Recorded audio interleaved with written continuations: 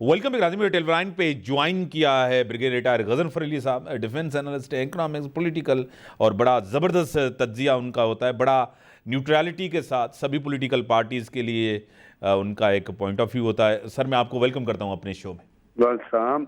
Sir Geneva conference, $10 अरब, तकरीबन $9 अरब से ज़्यादा की कमिटमेंट हुई है। एक दूसरा, अमेरिका ने पाकिस्तान को मदद का कहा है कि $10 करोड़ हम भी आपकी मदद करेंगे। UAE, Saudi Arabia, army chief का दौरा, मिलिट्री डिप्लोमेसी, पॉलिटिकल डिप्लोमेसी, दोनों साथ साथ चल रहे हैं। क्राइसिस से हम निकल रहे हैं आहिस्ता आहिस्ता, क्या कहेंगे ब्रिगेडियर साहब? अल्लाह करे क्राइसिस से निकल आए, आमीन। लेकिन जो आपने ये जेनीवा कॉन्फ्रेंस की बात की है, $10 अरब, इसमें हर पार्टिसिपेंट जो वहां पे गए हुए 50 लोगों की अय्याश टीम गई हुई है, हर एक का व्यू डिफरेंट है। कोई कह रहा है $8 बिलियन, कोई कह रहा है $9 बिलियन, कोई कह रहा है $10 बिलियन। कोई ये नहीं बता रहा कि ये जो इमदाद है ये आपको फ्लड इफेक्टिव के लिए दी जा रही है और ये 3 साल के अंदर दी जाएगी। 3 इयर्स पीरियड है जिसके अंदर ये इमदाद दी जाएगी। और अभी ये प्लेजेस हैं, अच्छा है, ये प्लेजेस हैं, खुशाइंद है, ये प्लेजेस हैं, लेकिन ये वो अपनी हुकूमतों के पास वापस जाएंगे, वहां जाके उनके ऊपर स्टडी होगी। अगर इसमें कोई क्लैरिटी है तो वो है इस्लामिक डेवलपमेंट बैंक की क्लैरिटी, जिसने $4.2 अरब का है और अभी गालबन उसको बढ़ा के वो $5 अरब कर रहे। बाकी जो है वो अमेरिका ने आपको $100 मिलियन यानी $1 करोड़ दिए हैं। इसी तरह चाइना ने उसको मैच किया है। इसका कहीं भी ताल्लुक पाकिस्तान की इकोनॉमी से नहीं बनता। ये पैसे आप पाकिस्तान के इकोनॉमिक रिजर्व में इस्तेमाल नहीं कर सकते। इन्होंने स्टेजेस में आना है। अब देखना यह है कि आने वाले दिनों में जो आपके अगले 2 महीने गुजरेंगे, उसमें 3 मई साल के अंदर कितनी इमदाद पाकिस्तान के अंदर एक्चुअली कमिट होती है, क्योंकि ये प्लेजेस जो होते हैं हुकूमतों के पास जाके फिर वहां से ये अप्रूव होते हैं, वहां से ये रिकमेंड होते हैं, वहां पे इन पे डिस्कशंस होती है।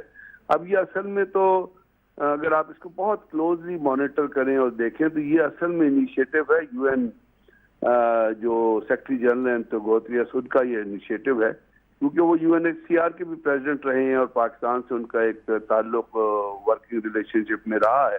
सही। तो उन्होंने इस चीज, अब आप देखिए, मतलब दुख की बात है लेकिन लोगों को बताना इंतहाई जरूरी है।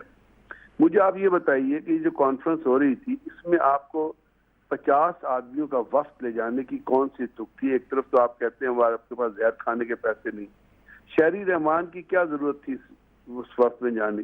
ख्वाजा आसिफ की क्या जरूरत थी? वहां पे कोई डिफेंस के मामला हो रहे थे। एहसन इकबाल का कौन सा रैशनल बनता था जाने का? अगर आपने चाहिए था, असल जो आप थे शहबाज शरीफ के साथ 5-6 आदमी, वहां पे पाकिस्तान का जेनीवा में यूएन के एक कमिश्नर हैं, कामरान हाशमी है, क्या उनका नाम है, वो ऑलरेडी मौजूद है। आपने एक प्रेजेंटेशन तैयार करनी थी, 4RF स्ट्रेटेजी। आपने कहा कि रिहेबिलिटेशन, रिकंस्ट्रक्शन, इस हिसाब से भी आपका वजीर खजाना इसहाक डार है, चलो ठीक है, उनको भी जाना चाहिए। लेकिन जो लाओ लश्कर, आप जिस होटल में ठहरे हैं उसका आपको खर्चा कितना है? $1000 पर रात का उसका खर्चा है। $50,000 तो आपके 50 लोग हैं, 50 कमरों में ठहरे होंगे। तो भाई ये जो तमाम जो आप शो ऑफ फोर्स करते हैं उसको आप इस तरह करके जाया कर देते हैं, तो पाकिस्तान के पास जो नेट रिजल्ट में आता है वो मजलूम अवाम और गरीबों की तबाही आती है। और इससे पहले जो इमदाद आई है उसका किसी ने कोई पैकेज दिया कि किस तरह वो इस्तेमाल हुई है? मुराद अली शाह की क्या वहां पे जरूरत है? आप मुझे बताएं, सिंध के चीफ मिनिस्टर, अब वो आपका पार्टी मेंबर है तो आप उसको लेके चले गए कि वो आपके साथ कोलेशन में। एक तरफ ये तबाही की बातें करते हैं, भीख मांगने जाते हैं, डॉलर मांगते हैं, उसके बाद अय्याशियों के मुंह खोल के रखते हैं ताकि लोग जो है इनके पाकिस्तान के टैक्स पेयर के सही। ब्रिगेडियर साहब एक और कमिटमेंट जो आर्मी चीफ साहब, क्योंकि आपको पता है सऊदी के साथ, अमेरिका के साथ मिलिट्री लीडरशिप के ताल्लुकात बहुत अच्छे होते हैं बनस्बत किसी सियासी जमात जो गवर्नमेंट में हो उससे ज़्यादा होते हैं। मोहम्मद बिन सलमान साहब ने भी पाकिस्तान में सरमायाकारी और डिपॉजिट के लिए $15 अरब, मतलब तो ये भी बड़ी एक कमिटमेंट है। और ब्लूमबर्ग की रिपोर्ट भी आपसे गुजरी है कि पाकिस्तान डिफ़ॉल्ट नहीं होगा, ये भी एक क्लैरिटी। लेकिन हमें जिस तरह आपने कहा पॉलिसीज़ को जो है उसको बेहतर करना है, रिफॉर्म्स बेहतर करने हैं, काफ़ी ऐसी चीज़ें हैं जिसमें काम करने की ज़रूरत है। ये नहीं है कि हमें चुप करके बैठना है। क्या कहेंगे ब्रिगेड साहब? नहीं, ये तो मैंने आपसे कहा ना कि पाकिस्तान आर्मी और पाकिस्तान की आर्मी और सऊदी आर्मी के बहुत क्लोज रिलेशनशिप हैं। और चूंकि मैं कुछ ऐसे अदारों में रहा हूँ, जैसे मैं जब हम director counter terrorism Pakistan army, तो हम सऊदी हमारा एक बड़ा ज्वाइंट कोलैबोरेशन चलती थी सऊदी अरब के साथ, जहाँ पे हम उनके फौज को, उनके लोगों को काउंटर टेररिज्म के हिसाब से जो पॉलिसीज हैं, जो सब्जेक्ट्स हैं, उन पर ट्रेन किया करते थे।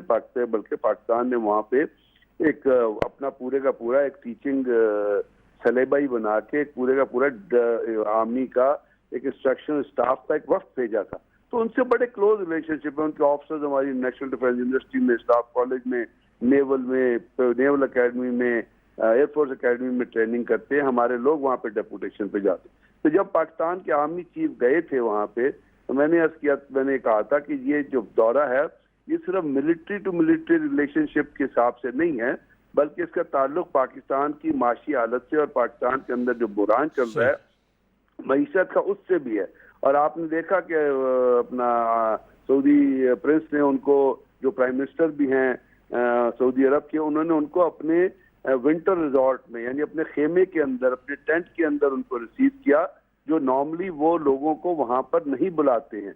और वो अवॉइड करते हैं कि जब वो छुट्टियों पे हो तो किसी को इस तरह का वो प्रोटोकॉल दें और मिलें। और उनका जिस तरह जद्दा में भी इस्तकबाल किया, और उनका रियाद में जिस तरह इस्तकबाल किया गया, उनको लेने के लिए जिस तरह वहाँ पे आए तो अपना रियाद में, तो लेफ्टिनेंट जनरल फहाद अल मुस्तैद थे जो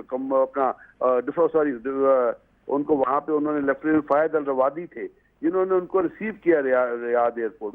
तो ये एक बहुत अच्छा शगुन है। और ये सिर्फ पॉसिबल हुआ है, let me clarify my self again, ये सिर्फ पॉसिबल हुआ है जनरल आसिम जो पाकिस्तान के आर्मी चीफ हैं उनके दौरे की वजह से।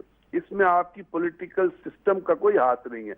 उसको उन्होंने फर्दर एक्सप्लोर करना था। जो शहबाज शरीफ गए, पाकिस्तान के प्राइम मिनिस्टर वहाँ गया तो उन्होंने उसको अनाउंस कर दिया कि उन्होंने कहा अगर साफ जाहिर है अगर वो $10 बिलियन की इन्वेस्टमेंट आती है और जो इस्लामिक डेवलपमेंट बैंक के पैसे भी हैं वो भी क्राउन प्रिंस ने कह के दोबारा उनको बढ़ाया है, तो पाकिस्तान की इकोनॉमी के लिए इट्स अ वेरी गुड ओमन।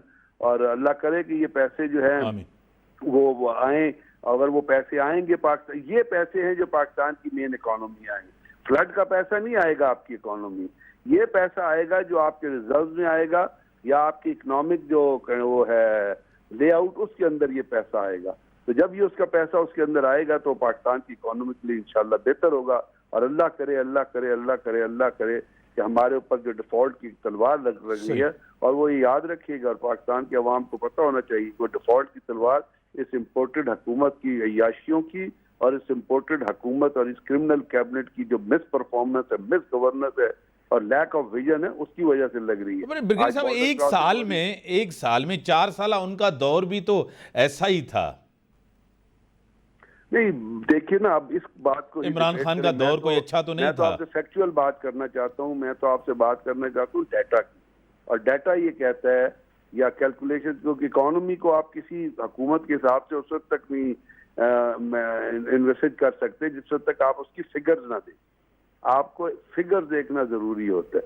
और अगर आप फिगर देखना चाहते हैं तो आज से 1 साल पहले डॉक्टर अशफाक हुसैन को कोट करता हूँ, उन्होंने कहा पाकिस्तान के पास, पाकिस्तान के रिजर्व में 16 बिलियन से $11 बिलियन तक थे।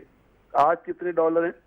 $4.58 बिलियन। लेकिन इसका ऐसा, आपकी बड़ी मेहरबानी सर, टाइम लिमिटेड है, पर ऐसा डार ने कहा है कि 10 बिलियन है, क्योंकि बैंक्स में भी है और कमर्शियल बैंक्स में उनको भी उन्होंने कहा है। लेकिन आपकी बात सही है कि रिजर्व्स कम से, मैं भी आपके साथ इस बात पे तो एग्री हूँ। आपकी बड़ी मेहरबानी ब्रिगेड साहब, आपने टाइम दिया। नाज़रीन से इजाज़त, अल्लाह हाफ़िज़।